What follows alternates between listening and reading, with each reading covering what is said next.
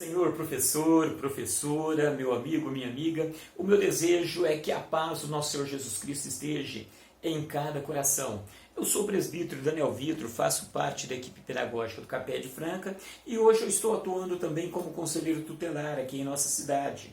E tem um tema que já vem nos incomodando há muito tempo e nesses últimos dias nós fomos procurados por algumas professoras de criança principalmente, também de adolescentes, perguntando sobre como se comportar diante dessa situação. O tema que eu gostaria de conversar com vocês é o abuso sexual contra criança e adolescente. Então é esse tema que eu gostaria de comentar, mas primeiramente eu gostaria de dizer a você que é professor de criança, professor de adolescente, que é um privilégio muito grande poder estar trabalhando com nossas crianças e com os nossos adolescentes.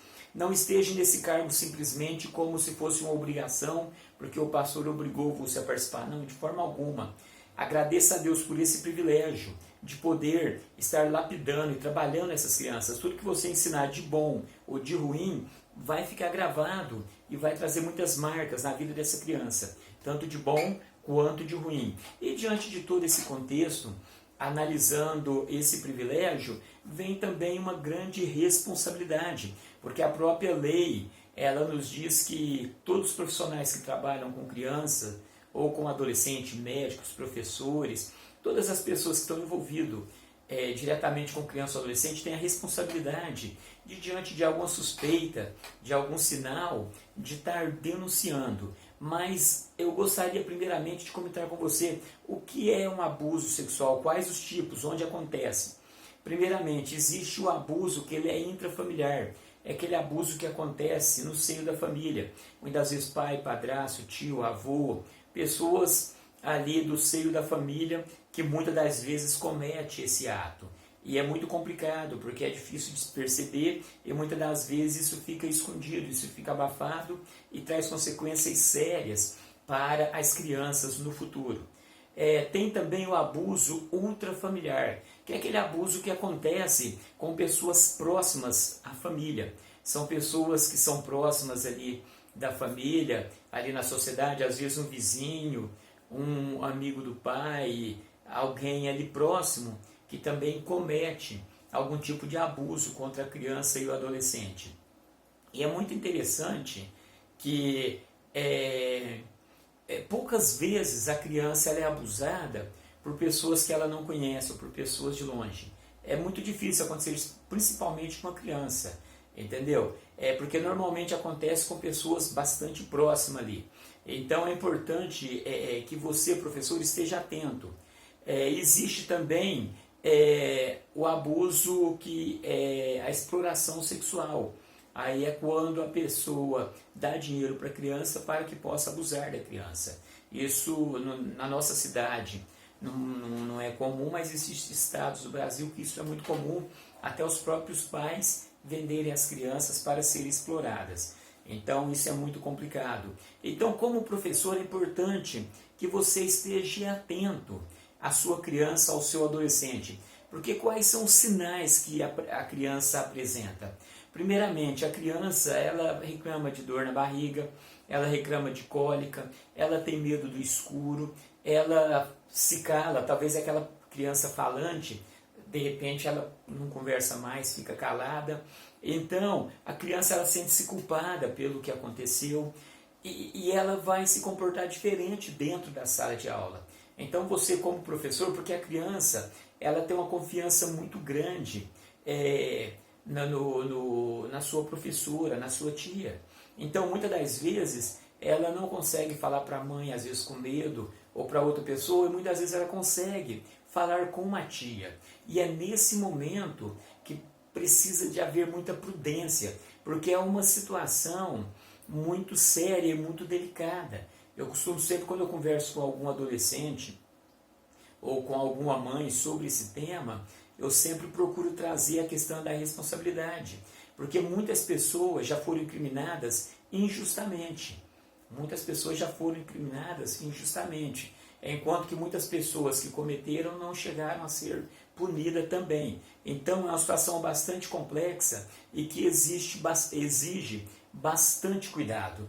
Então, o governo federal ele lançou uma campanha, principalmente agora no período de quarentena, os abusos acontecem muito. Por quê? Porque estão todos ali dentro de casa, muito fechado, então acontece bastante.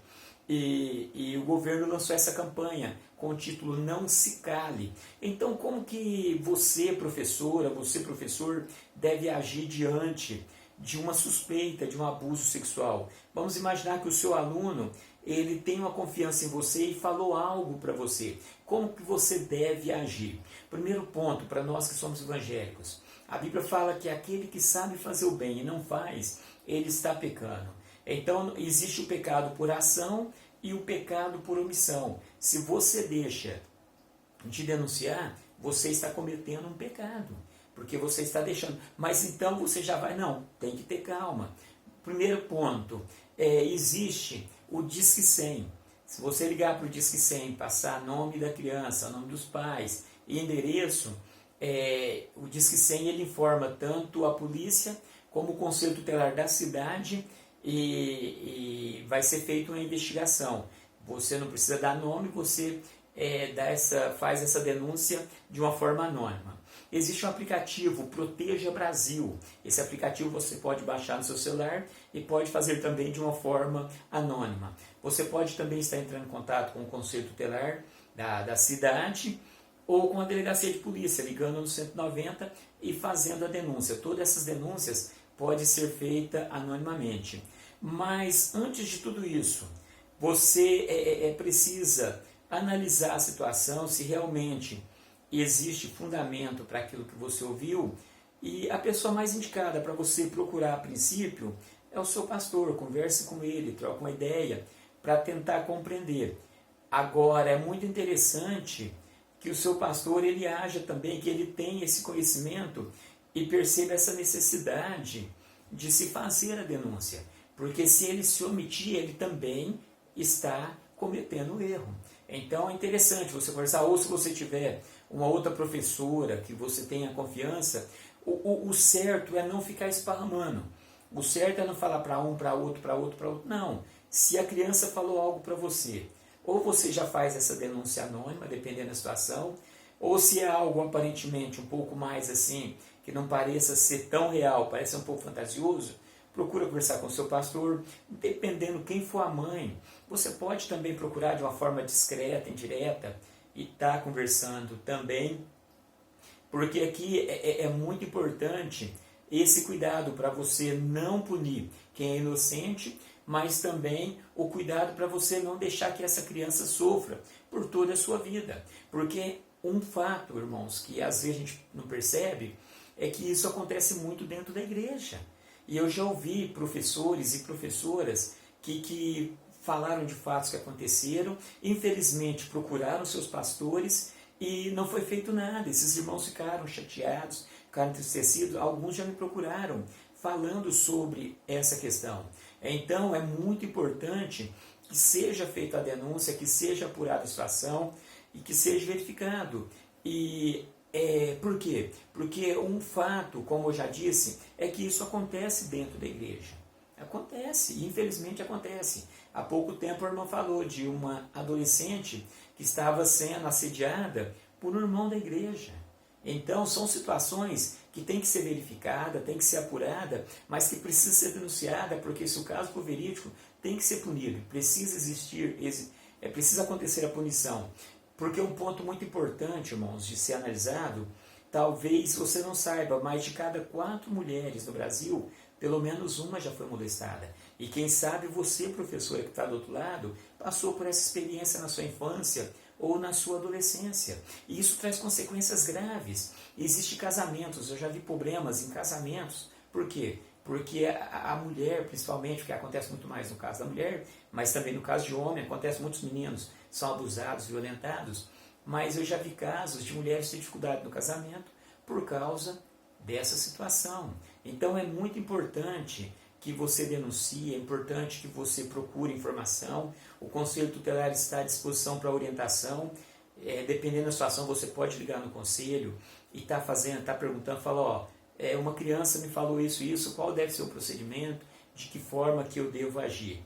Então, irmãos, eu espero ter esclarecido. Qualquer coisa, nós estamos aí à disposição para mais informação. Temos uma palestra sobre a violência contra a criança e adolescente, uma palestra bastante grande. Numa outra oportunidade eu devo estar gravando algo, ou se a gente puder também no encontro com os professores, está passando essa questão da violência no contexto geral, mas hoje o que eu queria apontar era a violência sexual. Então, não se cale. Não é porque é da igreja que você vai ficar calado. Não. Tem coisas, irmãos, que tem que ser resolvido de uma forma espiritual, mas tem coisas que tem que ser da forma legal, da forma da lei. Então, se a lei está aí para proteger a criança, para proteger o adolescente, nós não podemos ficar calados. Não vamos punir ninguém que seja inocente, mas também não vamos deixar de procurar punir ou corrigir aquele que está agindo de uma forma errada. Que Deus abençoe, fiquem com Deus e até a próxima oportunidade.